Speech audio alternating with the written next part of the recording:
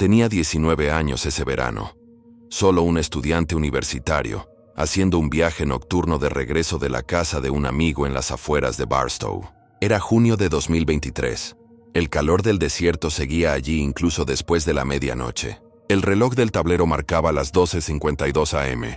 Tenía una bolsa de comida rápida en el asiento del pasajero, un batido de fresa sudando en el portavasos y el control de crucero ajustado a menos de 60, porque la voz de mi padre vivía en mi cabeza sobre las multas por exceso de velocidad. El desierto se extendía, carriles vacíos reflejando la luz de la luna. Un semirremolque pasó como un trueno en dirección opuesta una vez cada 10 minutos. De lo contrario, solo éramos yo y mi lista de reproducción. Los viajes nocturnos aquí se suponía que eran pacíficos, nada más que espacio. El olor a asfalto caliente y el suave traqueteo de una pajita suelta haciendo clic en su tapa de plástico. Luego vinieron las luces. Luces estroboscópicas rojas y azules irrumpieron en mi espejo retrovisor, inundando la cabina de colores frenéticos. Sin sirena, solo las luces. Pertenecían a un sedán oscuro que me seguía de cerca. Aquí no ignoras a la policía, así que señalé. Me detuve en el arcén y encendí las luces de emergencia. Las reglas de papá. Ventanas abajo, luz interior encendida, cartera fuera, manos a las 10 y las 2. Mostrarles que no eres un problema. Pero incluso mientras hacía los movimientos, algo se sentía mal. Los estrobos parpadeaban demasiado rápido, como bombillas baratas del mercado secundario. No había barra de luces en el techo. Los faros parecían tenues, teñidos de forma incorrecta. Mis luces de emergencia parpadeaban en naranja a través del silencio del desierto. Y por primera vez en toda la noche, me di cuenta de lo lejos que estaba de la ciudad. El hombre que se acercó no vestía como ningún policía que hubiera visto. Pero él se acercó, con el rostro oculto en la sombra a pesar de la luz de mi techo. Sin sombrero, sin placa, sin radio, sin cinturón. Su mano derecha permaneció metida detrás de su muslo hasta que se acercó lo suficiente como para apoyar una palanca contra el marco de mi puerta. «Licencia y registro», dijo secamente, sin saludo, sin explicación para la parada, sin linterna, revisando mi coche como de costumbre. Sus ojos nunca se detuvieron, siempre mirando por la carretera, luego de vuelta como si estuviera esperando que apareciera algo. Me quedé quieto, tratando de respirar normalmente. Los consejos de seguridad de la semana de orientación flotaron desde algún rincón enterrado de mi cerebro. Si algo se siente raro, llama al 911, pon las luces de emergencia. Conduce a un área iluminada. Un policía real entendería. Uno falso no lo haría. Voy a sacar el registro de la guantera, dije, manteniendo mi voz nivelada. Mi pie se movió hacia el freno y mi mano deslizó la palanca de cambios a drive. El hombre me miró como un pájaro evaluando a su presa. La palanca arañó la pintura mientras se inclinaba más. Eso fue suficiente. Solté el freno, giré hacia el arcén y aceleré a fondo. La grava escupió por todas partes. La palanca pasó zumbando por mi ventana, a centímetros, dejando solo un rasguño en el panel de la puerta. El sedán se lanzó hacia adelante detrás de mí. Las luces estroboscópicas seguían titilando, pero sin sirena, sin pitido de radio, solo el ruido del motor. Se pegó a mi estela, tan cerca que pude sentir el cambio de presión en el aire alrededor de las puertas de mi coche. Marqué el 911 en altavoz. 911, ¿cuál es su emergencia? Estoy en la 58 a las afueras de Barstow.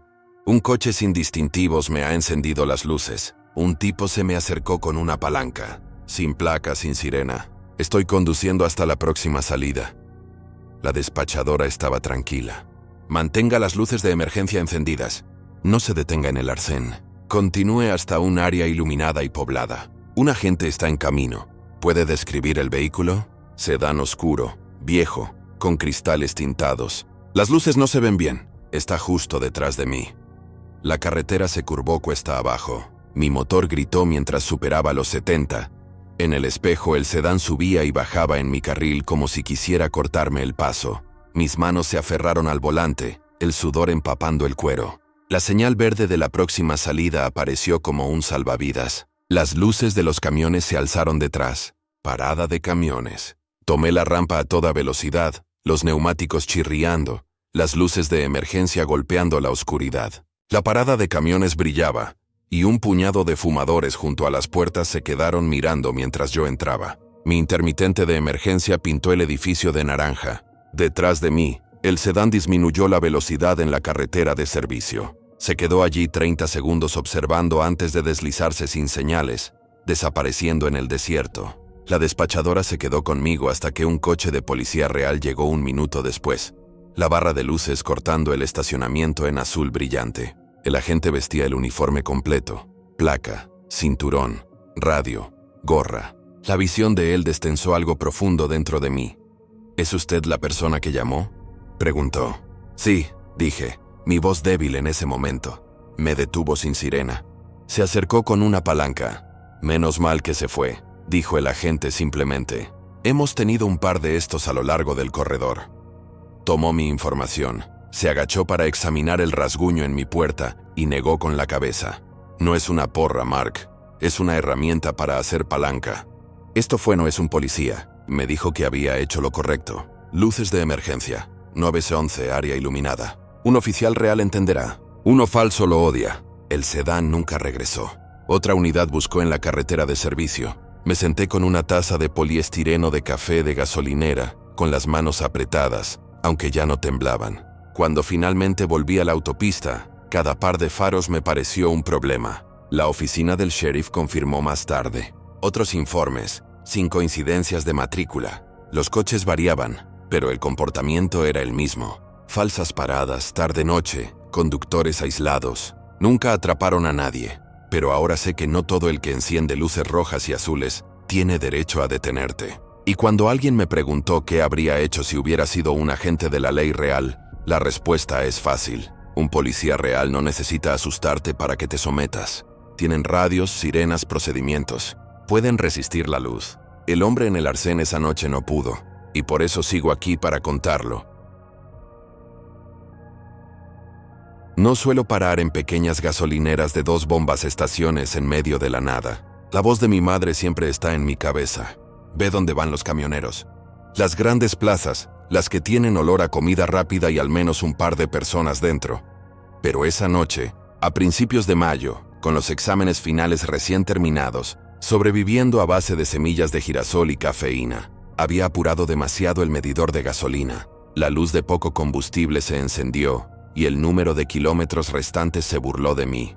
La interestatal estaba demasiado lejos. Me desvié por una carretera de servicio, esperando encontrar algo abierto. Ahí estaba, un dosel solitario, una bombilla parpadeando, las polillas orbitando a su alrededor como si fuera la última estrella del desierto.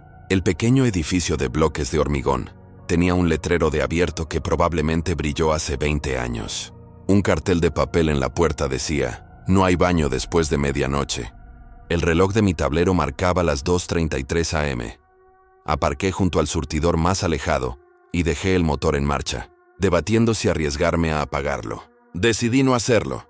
Pensé que pagaría $20 por adelantado y seguiría adelante. Dentro estaba todo lo que esperas de una gasolinera en el turno de noche. Los compresores del refrigerador traqueteando, una cafetera con un anillo de lodo alquitranado, cecina que parecía una exhibición de museo. Música country susurraba desde una radio detrás del mostrador. El dependiente levantó la vista cuando la puerta sonó. Un tipo, tal vez de 20 y tantos, con gorra de béisbol, una cara que no habría recordado en una fila del DMV. Y luego sus ojos pasaron de mí.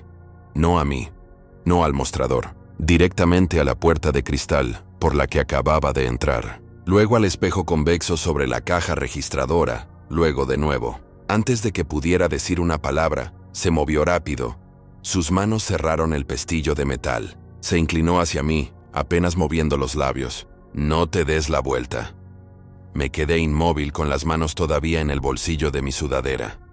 Su voz bajó aún más. Prepara tus llaves. Cuando abra esto, vas a salir directamente a tu coche.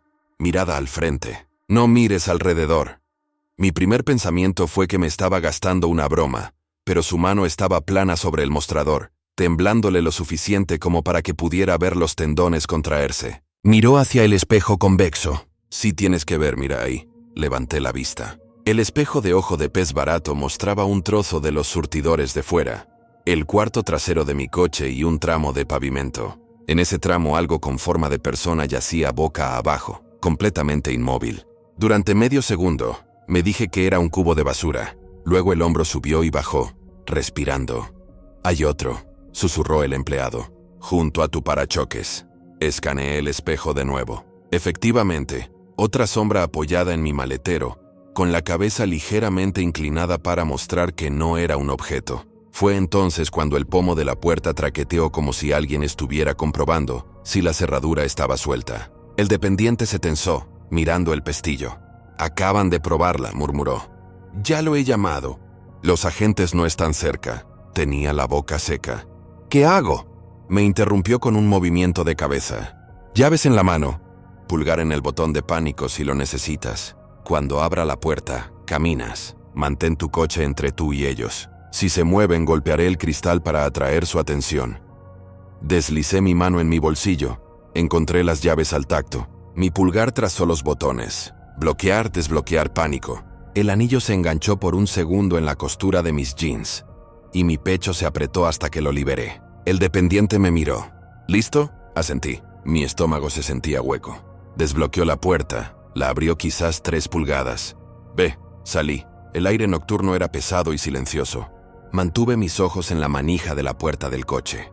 Mis zapatillas golpearon el felpudo de goma, luego el hormigón liso. Mis pasos sonaron demasiado fuertes. Algo rozó cerca del surtidor. No me di la vuelta, ni parpadeé de reojo. Simplemente tiré de la manija, me deslicé dentro y apreté el pestillo 2 veces. La bocina chirrió. Los pestillos hicieron clic. Fue entonces cuando una palma golpeó el panel trasero, como marcando territorio. Mi pulso se disparó. Giré la llave. Gracias a Dios arrancó a la primera. Una sombra se inclinó como si intentara ver a través de la ventanilla trasera. Lo metí en marcha. Aceleré a fondo a través de los surtidores. Ambas figuras se movieron, pero no me persiguieron. Simplemente se quedaron allí, desvaneciéndose en el espejo retrovisor. Dentro de la estación, el dependiente estaba enmarcado en el cristal, con la cara pálida, la mano de nuevo en el pestillo, observando hasta que llegué a la carretera de servicio. En la autopista, llamé al 911, con la voz temblorosa a pesar de intentar mantener la calma.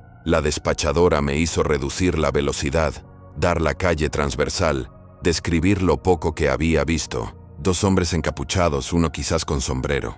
Eso fue todo. Me dijo que me dirigiera a la plaza de camiones más cercana, que me quedara en una zona iluminada hasta que un agente se encontrara conmigo. Cuando llegó el agente me pidió el carnet, tomó notas y dijo: «Hemos tenido algunos informes por aquí. Gente merodeando por pequeñas estaciones esperando a viajeros solitarios».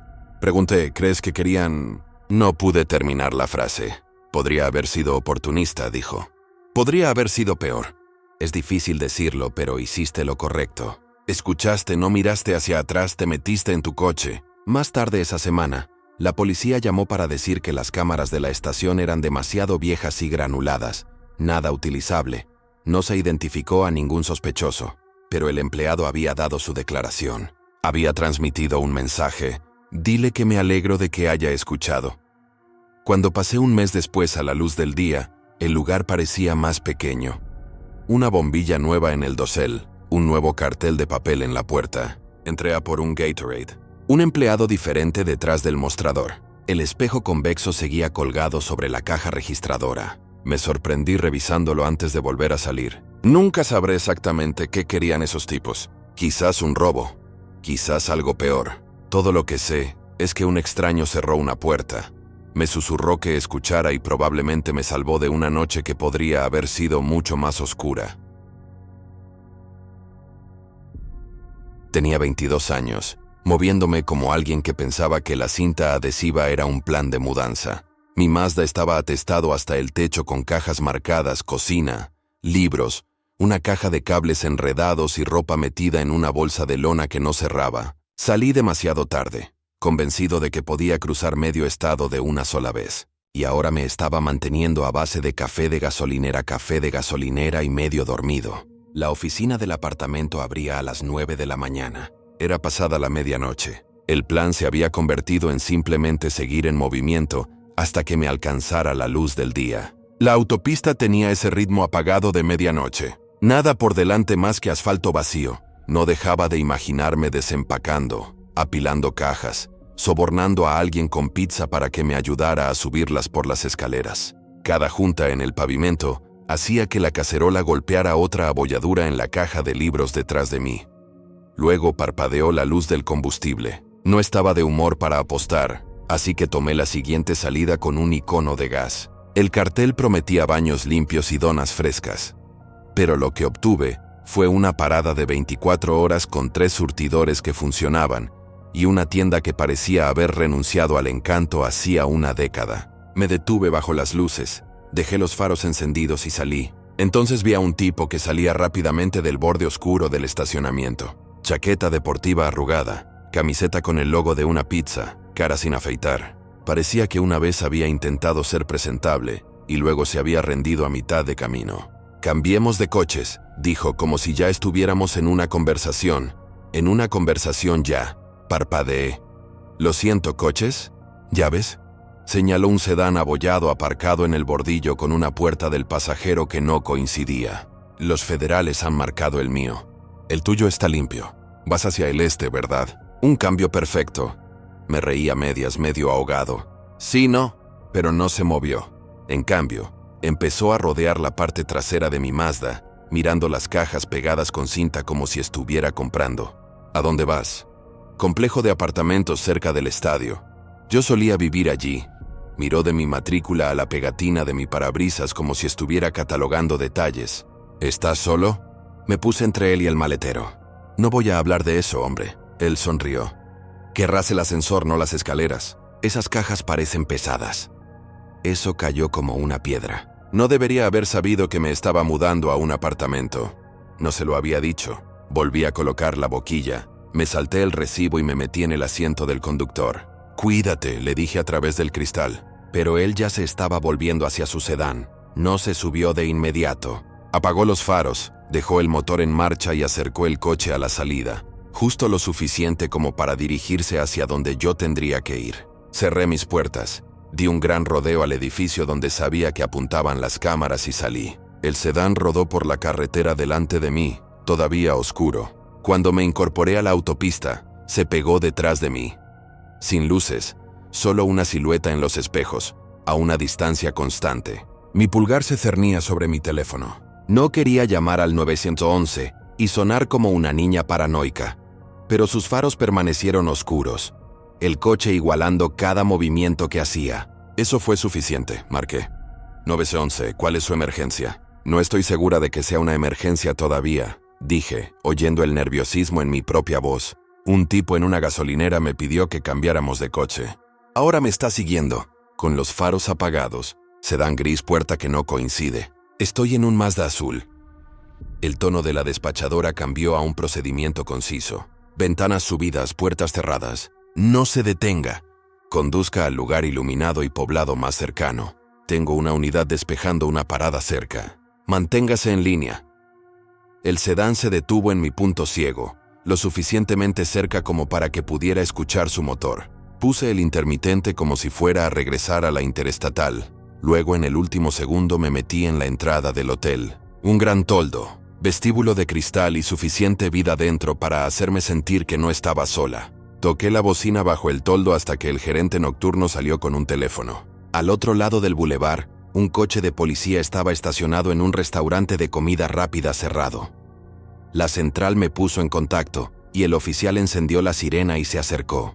El sedán apareció en el extremo del estacionamiento, arrastrándose sin que nadie saliera. Luego se alejó por una calle lateral, todavía oscuro. El oficial dio una vuelta por el estacionamiento. Luego aparcó y tomó mi declaración. Chaqueta deportiva, puerta que no coincidía.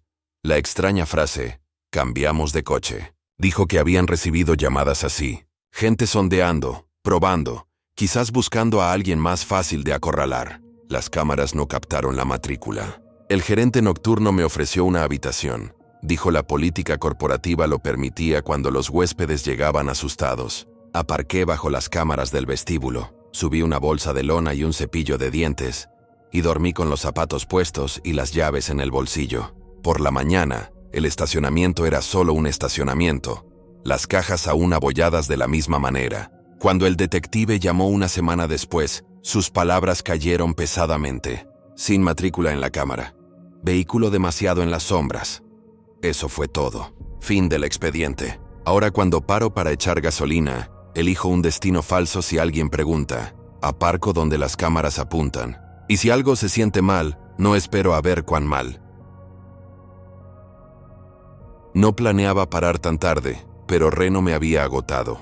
La reunión con el cliente se alargó. Las ediciones llegaron más tarde, y cuando guardé mi portátil, ya era pasada la medianoche. Todavía me quedaba 1 hora de viaje a casa, y mi estómago gruñía. La cafetería de neón brillaba como un espejismo en las afueras de la ciudad.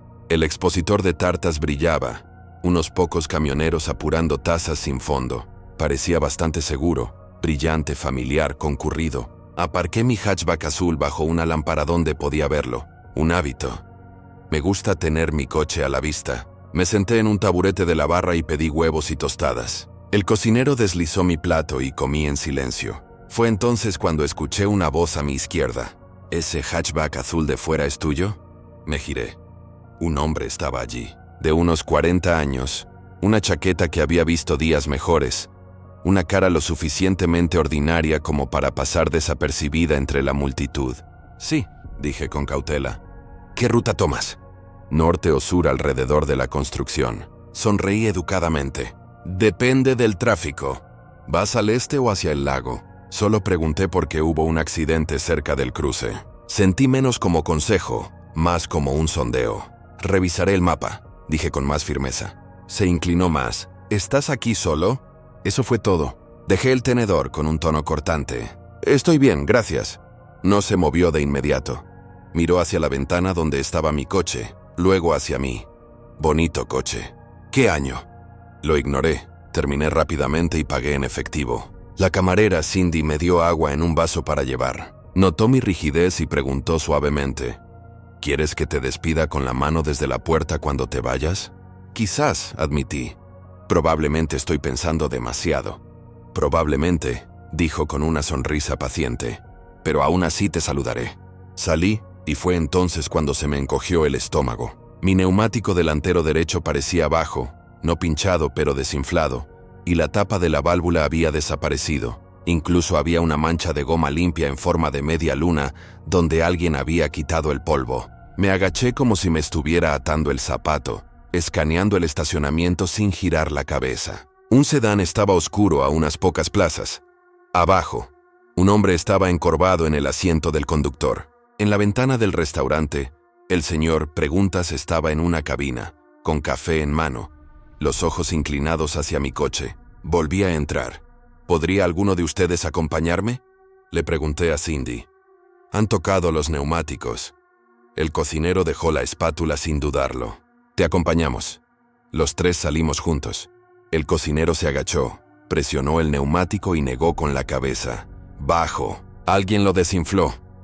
Cindy se quedó a mi lado con los brazos cruzados. Entré en el coche y lo cerré con llave, abriendo la ventanilla para darles las gracias.